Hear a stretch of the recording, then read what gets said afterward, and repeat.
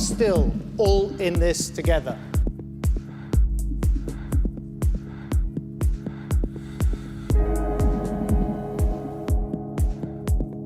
A doctor employed by the company which assesses people for disability benefits has strongly criticised its methods as unfair. We shall remember this new benefit, employment support allowance, was meant to take people off the benefit.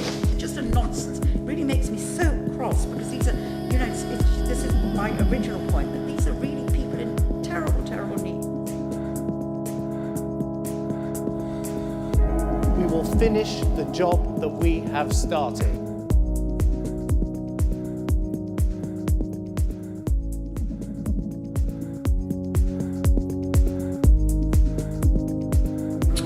A month after he died, DWP rang his parents to say they'd made a mistake and his benefit was being restored. By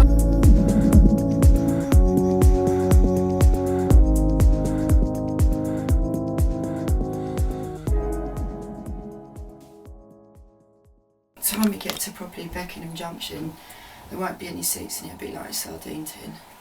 And that's the worst thing I don't like about travelling to London at this time.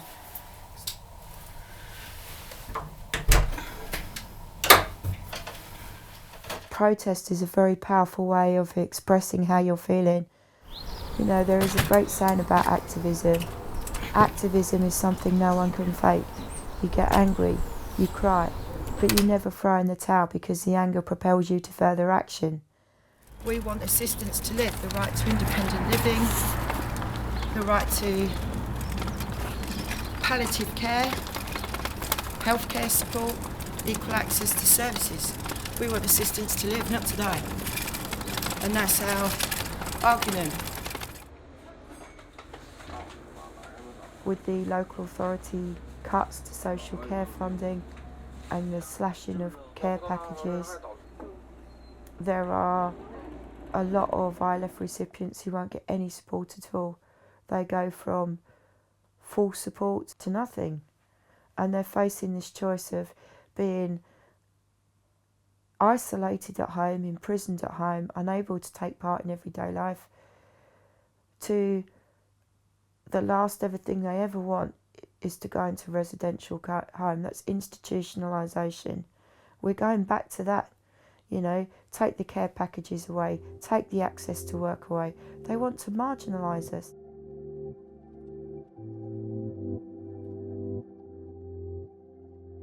Very beginning of our fight back, the same fight back that started in 1968 with the Black Civil Rights Movement, that started with the women's movement, that started with the LGBT movement. We came in at the back end of that. Rob was part of that. We had to fight our way out of institutions. People like me were locked away for our own good, without our choice, without any control. That was just what happened to disabled people. And we had to fight for our right for independent living. Human beings, we're not household plants. Yeah. We don't need fed and watered. And excuse the language, but our backside's wiped. What we need is support to contribute to society and be the real people. And that's what we're fighting for now.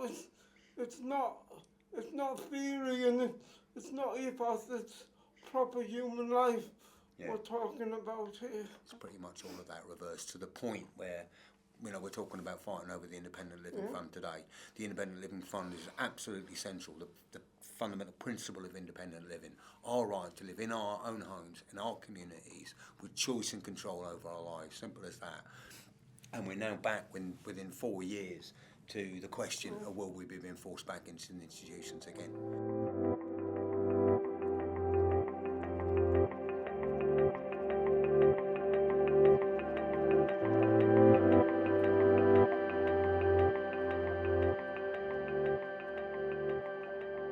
We knew 2 years ago through Freedom of Information request to the DWP that over 70 people a week were dying as a result of the work capability assessments, where coroner's reports were citing the work capability assessments as a contributing factor, mostly through suicide, in some cases through the hastening of people who had terminal conditions anyway, but were being sanctioned and put through work programmes that they just weren't fit for doing. We knew that was 76 a week. I don't like doing the maths and working out what that means over 4 years.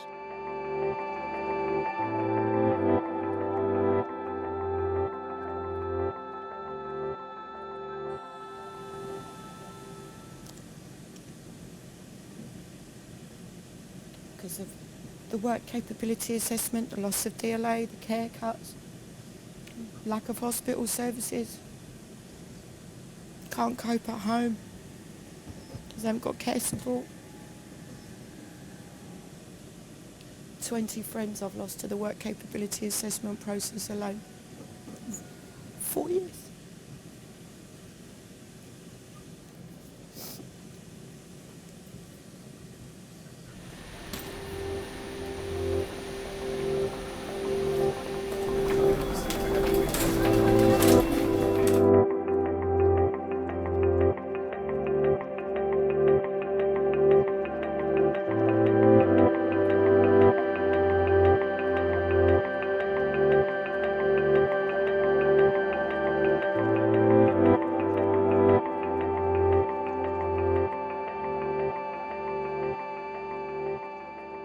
It's a sort of Alice through the looking glass event.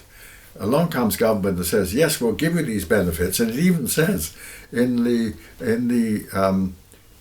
document, it says you're entitled to the benefit because this is what the government says you need to live on. And then along comes the local authority with the other hand and takes it away. It's a very silly arrangement, and it's massively expensive in administration of both the enforcement and indeed the provision, as well as grossly unjust. So injustice requires protest, non-violent, peaceful protest, and that is the basic right in a democracy.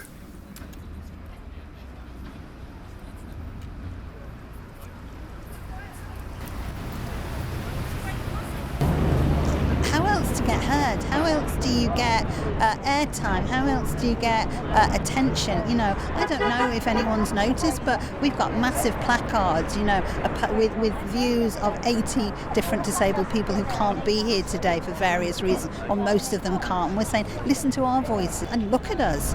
We're frail. We shouldn't be sitting out here. Some of us, or for our health reasons, we shouldn't be here.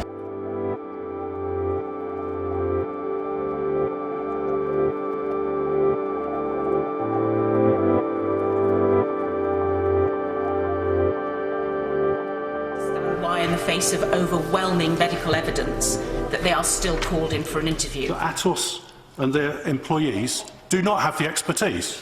What can I do? I've got not a penny to my name. I've borrowed just to survive since April. I'm now faced with another 3 to 4 months with a tribunal decision again without money.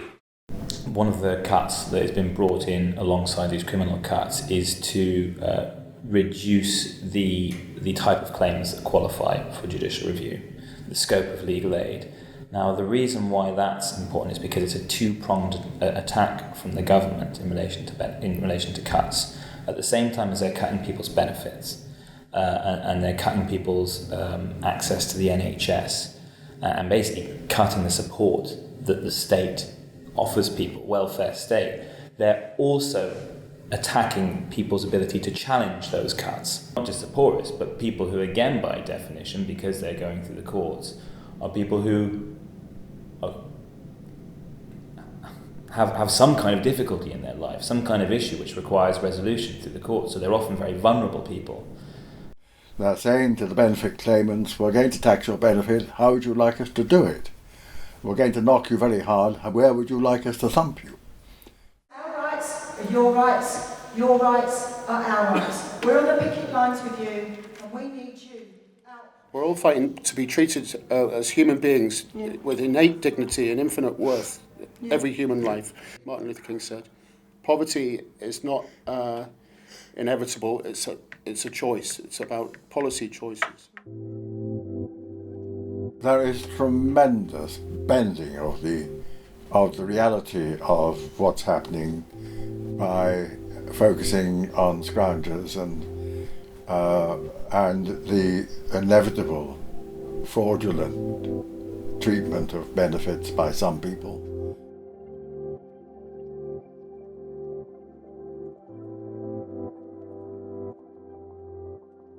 when they make remarks about disabled people being sick, being lazy, being cheats, being scroungers, they know that the level of attacks goes up. They know people get assaulted in the street. We want what everybody wants. We want to be equal in society, having decent access to services and jobs and just living our lives as best as we can. You know, we haven't got two heads. We're not scroungers. We're not fraudsters. We're not work shy. We're human beings. We're not stock. We're not cattle. And I think, to be honest with you, what the message needs to get out to the wider arena, I think, is that anyone can develop a devastating disability. I think there really was a sense that these cuts, you know, up to this point, it's been chipping away at legal aid, and it's been really quite awful. But this was sort of a final sledgehammer, you know, and it was just going to really, what would be left for the people who rely on legal aid, the clients and the people who need this support, would just be nothing close to what someone should be able to get. You know, and it was just going to set up completely just a two-tier legal system. Lord Dyson, who's the Master of the Rolls, the most senior civil judge in the country, I mean, he was given evidence to a Justice Committee just this week saying that it's inevitable that there are going to be miscarriages of justice by this increase in litigants in person.